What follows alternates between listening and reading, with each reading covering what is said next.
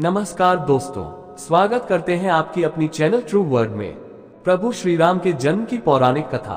रामायण और रामचरितमानस हमारे पवित्र ग्रंथ हैं। तुलसीदास जी ने श्री राम को ईश्वर मानकर रामचरितमानस की रचना की है, किंतु आदिकवि वाल्मीकि ने अपने रामायण में श्री राम को मनुष्य ही माना है। तुलसीदास जी ने रामचरितमानस को राम के राज्याभिषेक के बाद समाप्त कर दिया है, वहीं आदिकवि श्री वाल्मीकि ने अपने रामायण में कथा को आगे श्री राम के महाप्रयाण तक वर्णित किया है।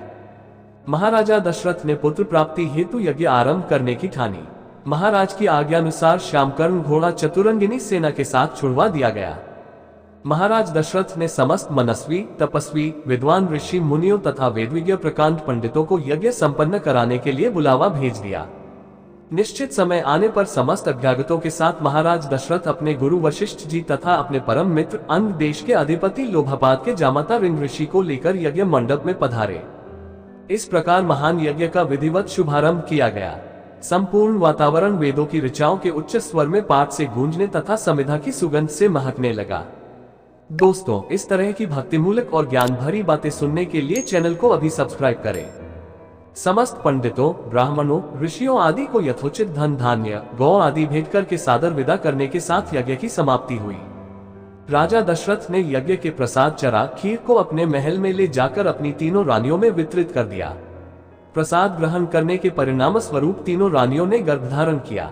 जब चैत्र मास के शुक्ल पक्ष की नवमी तिथि को पुनर्वसु नक्षत्र में सूर्य, मंगल, शनि, बृहस्पति तथा शुक्र अपने अपने उच्च स्थानों में विराजमान थे, कर्क लग्न का उदय होते ही महाराज दशरथ की बड़ी रानी कौशल्या के गर्भ से एक शिशु का जन्म हुआ, जो कि नीलवर्ण, चुंबकीय आकर्षण वाले, अत्यंत तेजोमय, परम कांतिवान तथा अत्यंत सुंदर था। उस शिशु को देखने वाले देखते रह जाते थे। इसके पश्चात शुभ नक्षत्रों और शुभ घड़ी में महारानी कैकेयी के एक तथा तीसरी रानी सुमित्रा के 2 तेजस्वी पुत्रों का जन्म हुआ। संपूर्ण राज्य में आनंद मनाया जाने लगा। महाराज के 4 पुत्रों के जन्म के उल्लास में गंधर्व गान करने लगे और अप्सराएं नृत्य करने लगी। देवता अपने विमानों में बैठकर पुष्प वर्षा करने लगे।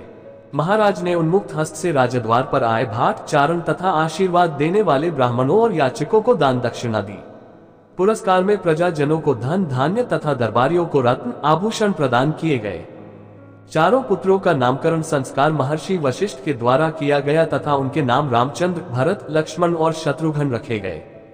आयु बढ़ने के साथ ही साथ रामचंद्र गुणों में भी अपने भाइयों से आगे बढ़ने तथा प्रजा में अत्यंत लोकप्रिय होने लगे।